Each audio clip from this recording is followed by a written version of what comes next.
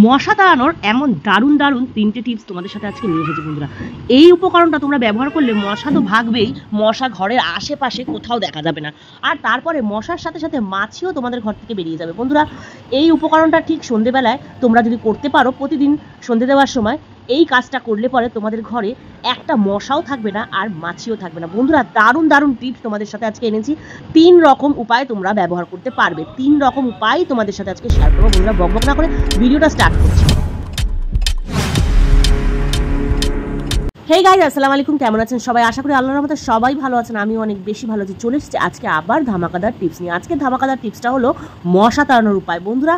Home remedy তৈরি করে মশা তাড়িয়ে আপনারা নিজেদের সংসারের সবাইকে সুস্থ রাখতে পারবেন, নিজেদের পরিবারকে সবাইকে সুস্থ রাখতে পারবেন। সেই টিপসটা আজকে কিন্তু নিয়ে চলে এসেছি।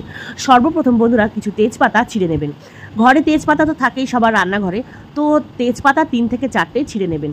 আর তারপরে কিছুটা নিম পাতা জোগাড় করবেন। কিছুটা নিম পাতা নেবেন, যতটুকু তেজপাতা থাকবে ততটুকুই কিন্তু নিম পাতা থাকতে হবে, কোয়ান্টিটিটা সমান সমান নিতে হবে। এরপরে 2 চামচ চা পাতা আর কিছুটা নুন নিয়ে এই মিশ্রণটাকে একসাথে করে সামান্য কিছু কর্পূর দিতে হবে বন্ধুরা। কর্পূর সবার ঘরেই থাকে, তো তেজপাতা, নিম পাতা, লবণ আর চা পাতা আর সর্ষের তেল কিংবা নারকেল তেল কিংবা যে কোনো সুগন্ধি তেল আপনারা এই রেমেডিটা ব্যবহার করার জন্য ইউজ করতে পারবেন। হ্যাঁ, এই রেমেডিটা বানানোর জন্য আপনারা কিন্তু যে কোনো তেল আপনারা ইউজ করতে পারবেন বন্ধুরা। বিশ্বাস করুন, একবার বানিয়ে দেখুন, যদি মশা না যায় তবে আমাকে বলবেন। এই রেমেডিটায় কিন্তু কারুর সাইড এফেক্টেড হবে না বন্ধুরা। আমার বাচ্চা ঘরে রেডিমেড কেনা যে আমাদের লিকুইডগুলো থাকে, ওগুলোতে কিন্তু যে সেন্টটা বেরোয় ওর গন্ধে কিন্তু আমাদের বাচ্চার অনেক প্রবলেম হয়ে থাকে। এটা কিন্তু সম্পূর্ণ হোম রেমেডি। আপনারা যদি নিজেরা বানিয়ে রাখেন তবেই কিন্তু বুঝতে পারবেন। এরপরে বন্ধুরা দেখো, ওই যে তেজপাতা, নিম পাতা, চা পাতা, নুন আর কর্পূরটাকে ভালো করে ফুটিয়ে কালো করে নিলাম।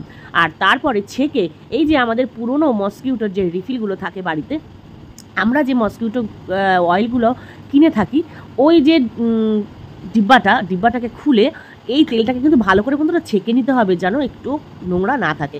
সুন্দর করে ছেঁকে তারপরে কিন্তু এই রেমেডিটা ভরে ভালো করে আটকে দিতে হবে। আর ঠিক রাত্রেবেলায় তোমরা কিন্তু শোয়ার সময় এই তেলটাকে তোমরা জ্বালিয়ে শুতে পারো। এর একটা এত সুন্দর স্মেল বেরোবে বন্ধুরা, ঘরটা রুম ফ্রেশনারের কাজ করবে আর মশা মাছি টিকটিকি থেকে উদ্ধার পাবে। বিশেষ করে এই রেমেডিটা মশাদের জন্য বন্ধুরা।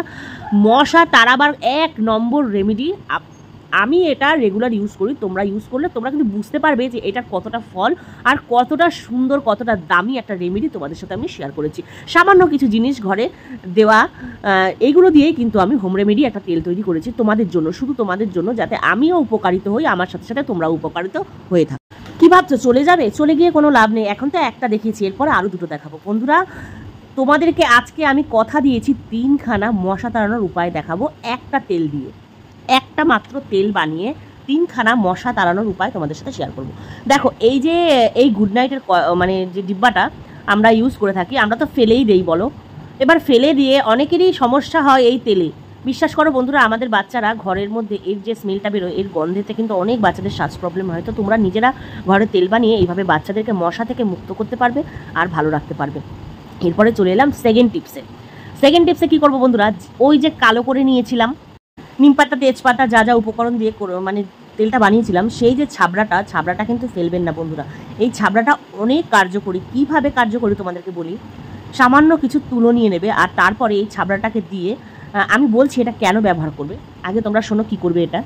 তো এই রেমেডিটা মাঝখানে দিয়ে আর তুলো দিয়ে তার উপরে কিন্তু সামান্য কিছু কর্পূর ছড়িয়ে দেবে। এবার তোমাদের বলি এটা কী করবে। ঘরে কিন্তু আমাদের অনেক ইনডোর প্ল্যান্ট থাকে, দেখবে এটা সপ্তাহে 1 দিন করলেই হবে, মানে তেলটা যখন যখন বানাবে তখন করলেই হবে।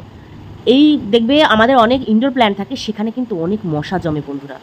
ইনডোর প্ল্যানে মাটিতে আমরা পানি দিয়ে থাকি, আর পানির নিচে দেখবে অনেক সময় টবের নিচে পানি পড়ে, সেই সব জায়গায় কিন্তু অনেক মশা তৈরি হয়, মশার ডিম তৈরি হয় বন্ধুরা। এই যে এই ছোবড়াটা আমি ভরলাম, এটা কি করে ইউজ করবো সেটা তোমাদেরকে দেখাবো অবশ্যই।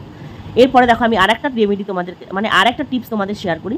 এটা কিন্তু তোমরা প্রদীপের মতন জ্বালিয়েও ব্যবহার করতে পারবে। যাদের ঘরে মর্টিংয়ের কয়েল নেই, মানে মর্টিংয়ের ডিব্বাটা নেই, তারা কিন্তু এইভাবে প্রদীপের মতন করেও ব্যবহার করতে পারবে। এইটা প্রদীপটা যে কোনো একটা উঁচু জায়গায় রেখে দেবে। এই প্রদীপের যে যখন জ্বলবে আর এই জ্বলার পরে যে গন্ধটা বেরোবে, এই গন্ধেই কিন্তু মশা পালাবে বন্ধুরা। আর এই যে তোমাদেরকে এই ছোবা জ্বালানোর উপায়টা তোমাদের বললাম, এটা কি কারণে বললাম সেটা শোনো। এই যে আমাদের ইনডোর প্ল্যান্টগুলো থাকে ঘরে, ওখানে কিন্তু অনেক মশার উৎপাত থাকে বন্ধুরা। যেখানে মশার উৎপাত থাকে, যেখানে মশা ডিম পাড়ে মনে হয়, সেখানে কিন্তু এই আগুনের তাপটা, ধোঁয়াটা কিন্তু বন্ধুরা অবশ্যই দেবে। আমি বলছি, বিশ্বাস করো আমার কথায়, যেখানে মশার ডিম পাবে, তোমাদের বাড়ির নর্দমায়ও হতে পারে, বা কিচেনের নালিতেও হতে পারে, বাথরুমেও হতে পারে, যেখানে মনে করবে মশার উৎপাত বেশি, মশা যেতে চাইছে না, সেখানে এই ধোঁয়াটা একেবারে ছড়িয়ে দেবে, নিঃসংশে নির্দ্বিধায় একদম ছড়িয়ে দেবে। মশা তো যাবেই, মশার বাপও বেরিয়ে যাবে বাড়ির থেকে। তো ভিডিওটা কেমন লাগলো বন্ধুরা অবশ্যই কমেন্টের মাধ্যমে জানাবে। এই ভিডিওটার আমাকে লন্ডন থেকে আমাকে কমেন্ট করেছিল, আর নামটা আমি অবশ্যই ভিডিও শেষে নেব।